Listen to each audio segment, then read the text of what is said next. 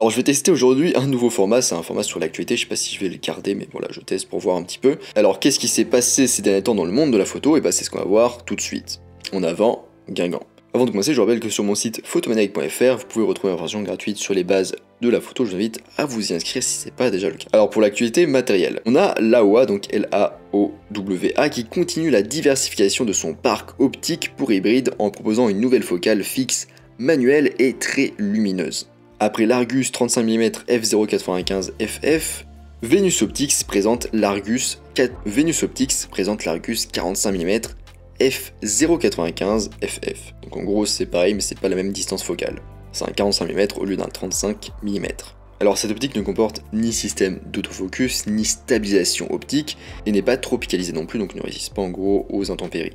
Au niveau des options, il est possible de choisir une bague de diaphragme crantée ou lisse, ce qui devrait plaire aux vidéastes. Alors cette optique pour 24-36 se rapproche du classique 50 mm, mais se démarque des objectifs traditionnels par sa peu commune et très grande ouverture à f0.95. Alors il sera vendu à partir de la fin janvier 2022 à 1049 €. Et il est disponible avec 3 montures différentes, Nikon Z, Canon RF et Sony E. Toujours dans l'actualité matérielle, on a Sony qui a dévoilé un nouveau type de capteur Stacked CMOS. Ce qui compose habituellement les pixels du capteur est à présent séparé en 2 couches distinctes. Selon Sony, cela permettrait entre autres d'accroître la plage dynamique et de réduire le bruit numérique. Cette nouvelle structure pourra être appliquée à plusieurs tailles de capteurs, de l'appareil photo hybride 24x36 au smartphone. On ignore toutefois quand Sony commercialisera ces nouveaux capteurs empilés, ni même quels appareils photo ou smartphones exactement en seront équipés en premier. Maintenant on passe au volet logiciel. Alors quelques semaines après une mise à jour majeure, ON1 Photoro revient avec une version 2022.1 qui fournit de nouvelles fonctionnalités.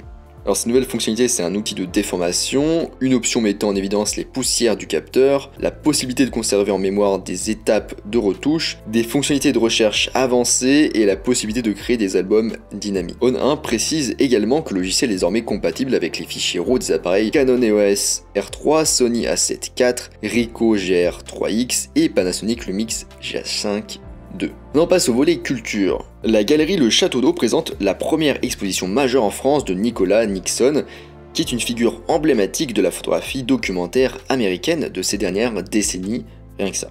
Il a été exposé au MoMA de New York à 3 reprises en 1976, 1988 et 2014. Il est considéré comme une référence absolue de la photographie documentaire dans ce qu'elle a de plus pur et de plus américaine. L'exposition présente au rez-de-chaussée l'ensemble des 46 photographies des Brown Sisters entre 1975 et 2020. Au sous-sol, des extraits des différentes séries, y compris des inédits, montrent la constance d'une approche documentaire qui, au fil du temps, trouve une distance de plus en plus proche et intense au réel représenté. Alors, autre info dans le volet culture, on a aussi Isabel Munoz, qui est une photographe espagnole de renommée internationale qui se distingue par l'utilisation du tirage platine et de très grands formats qui sublime son étude anthropologique de l'être humain. Depuis sa première série Tango en flamenco en 1989, elle n'a de cesse d'explorer la beauté du corps humain à travers les différentes cultures et les différents rituels. La danse, les transformations corporelles, la relation homme-animal sont au centre de ses recherches. Pour l'année de ses 70 ans, la galerie d'Altra souhaite mettre en avant l'ensemble de la carrière de la photographe Isabel Munoz. Voilà, on arrive à la fin de cette vidéo actualité, j'espère que ça vous aura plu, que vous aurez attrapé quelques news intéressantes.